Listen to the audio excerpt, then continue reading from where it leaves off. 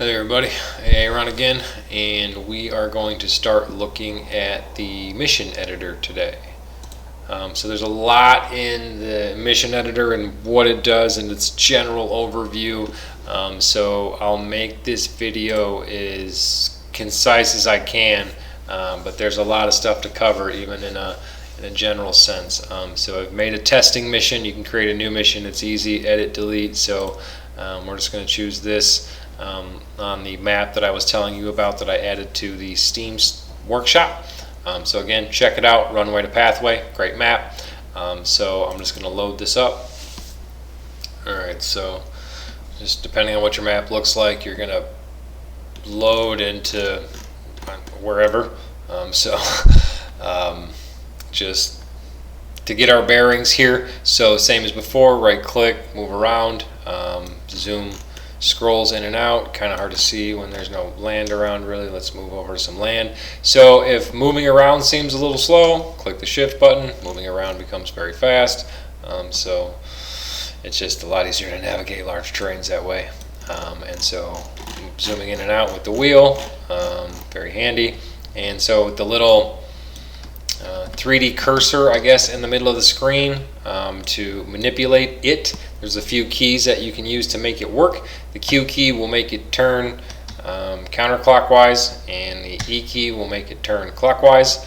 And if you use the X key, you will raise it off the ground. You'll see that it's setting the altitudes over here. And then Z will move it down in altitude. And then you can use the A, W, S, and D characters to move it around. So there's a lot to this thing. There's a lot of tabs up here. There's quite a few options up here. So I'll make a lot of videos after this one going into subsections of each one of these, explaining them. Some of them are going to get videos, some of them are not. Some we can just quickly cover here. File, pretty self-explanatory. Every application almost known to man has this stuff.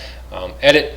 So you can keep a collection of global variables that you can use to do things with, and these variables can hold whatever you want.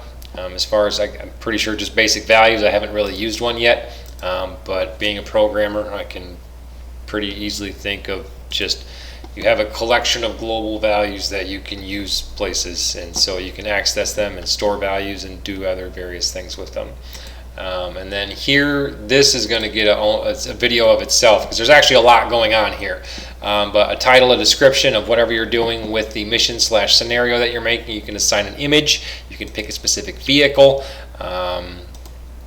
Decide whether you're making a training mission, whether the plane is configurable, which are allowed equips. Do you force equipment? You can pick specific equipments. And here you can, once you've added waypoints and you do other things, you can tell it what the RTB waypoint is, refuel.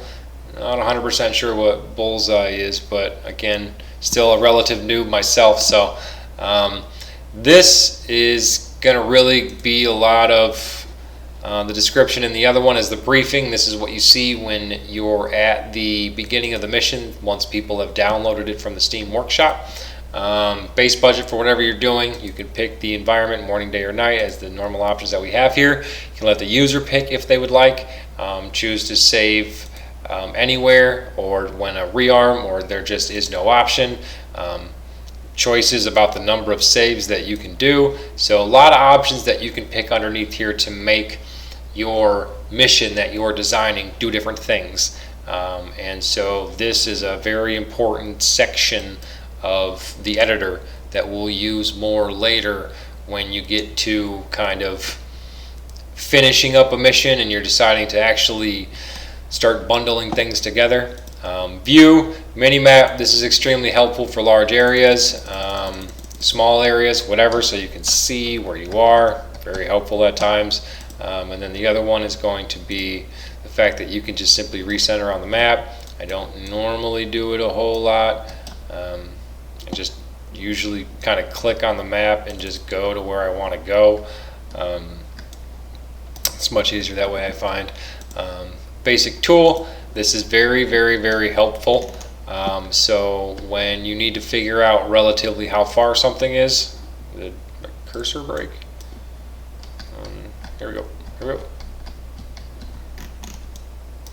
you can draw a line and it will tell you how far that line is that you're drawing. So when you need to determine, I'm making an objective this far and I want to make sure, oh, I guess I got to pick it again, that you have a general understanding about how far away the thing you're measuring is. So it's a very nice little helpful tool. Be sure you use it when you need to. I'm not actually sure what Repack Map does. I've never used it. It sounds scary. Sounds like I don't need to click it, so I don't. Sorry, I don't have any more information for you. Launch scenario is what you're going to do to test whatever you're making. And so this thing will load up like you're loading a standard mission, but it'll be whatever you're designing, and you'll be able to get to load into whatever your start point is, and it's cool to be able to test whatever you're designing. Steam, upload, same option you see in the other areas. Help, give you a basic control understanding of whatever you're doing. And so that's the top part. I leave the mini map here. It's up to you. You can turn the mini map on and off. I personally like it on. So first tab is going to be your units, and you can pick a new unit, and then you can have an allied or an enemy unit, and you have varying groups of types of units that you can use to play to your heart's content when you're making stories and missions.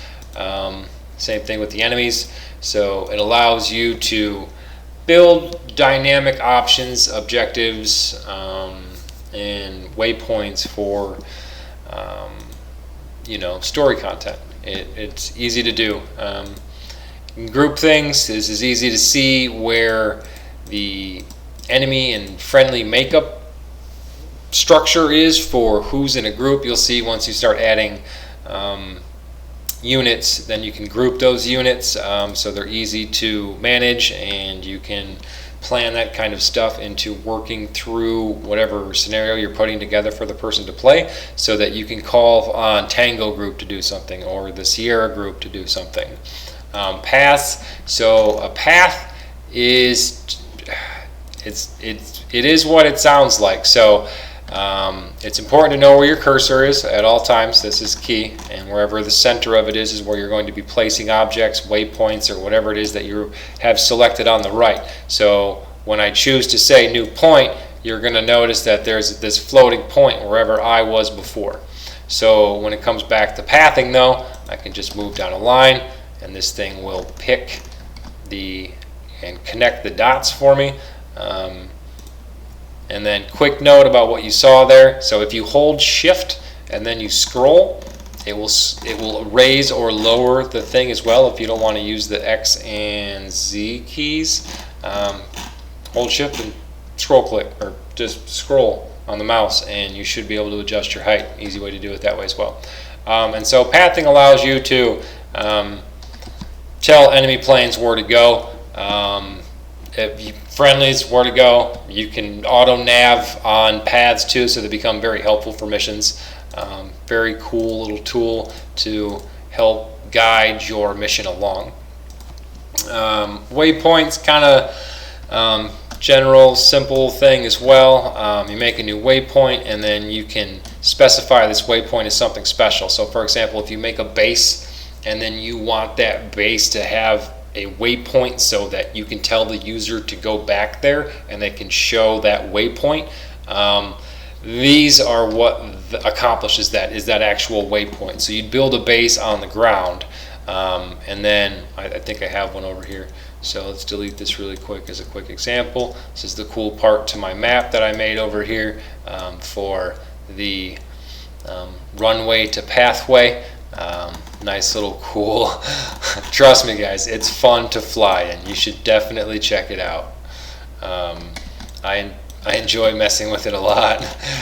It's really cool. I think this thing like froze. I can't move.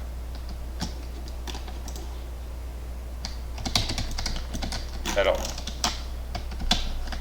What happened?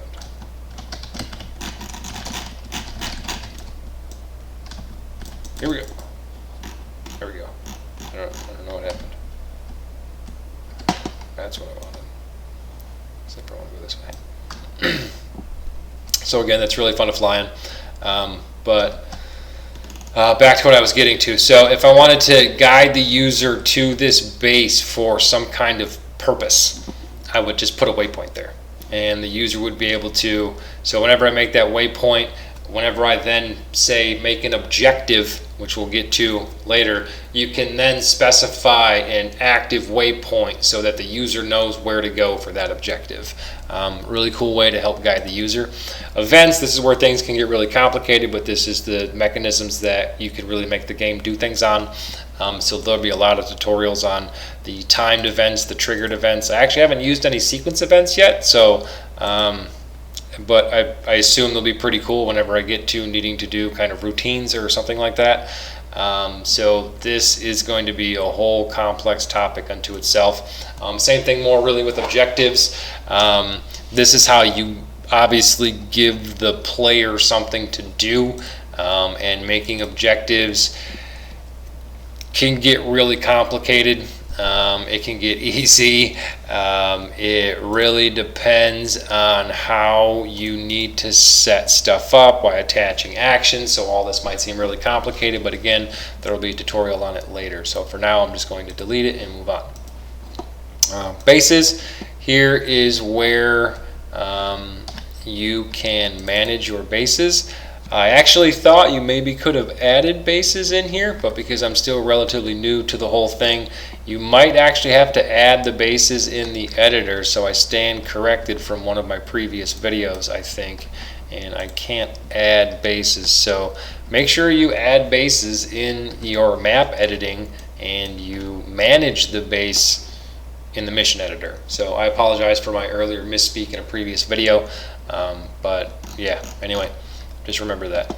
So, and then the last one is kind of like what you also saw in the map editor. Here we can add static objects, but these static objects are a little bit different than what we saw in the map editor. So here is other cool stuff that you can use to build up a base and make it look cool and a little bit more realistic. Also, maybe give targets if you want to try to make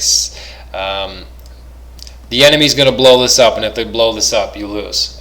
So a simple objective to defend, ways for you to add helipads. I personally like the crashed AV-42. I wish the team will add more crashed objects because I just think they look really cool, and it really brings up a way to like dress up a battle zone if you want to have a battle zone as a part of your mission. And then seacoast stuff, you can add an oil platform. This will allow you to do objectives out at sea and do certain things this way. So it adds other interesting points to stories and missions and other things that you're building. So that is the general overview of the editor. So look for specific tutorials coming up on how some of these specific things work. I'm probably first going to do this scenario information stuff because there's just a lot going on here, and it's a great place to start because it gives you your mission briefing, which is if the user pulls your stuff off of the Steam Workshop, this is going to be the first thing that they see. So might as well cover that in the first video, right? Alrighty, well, we'll see you guys next time.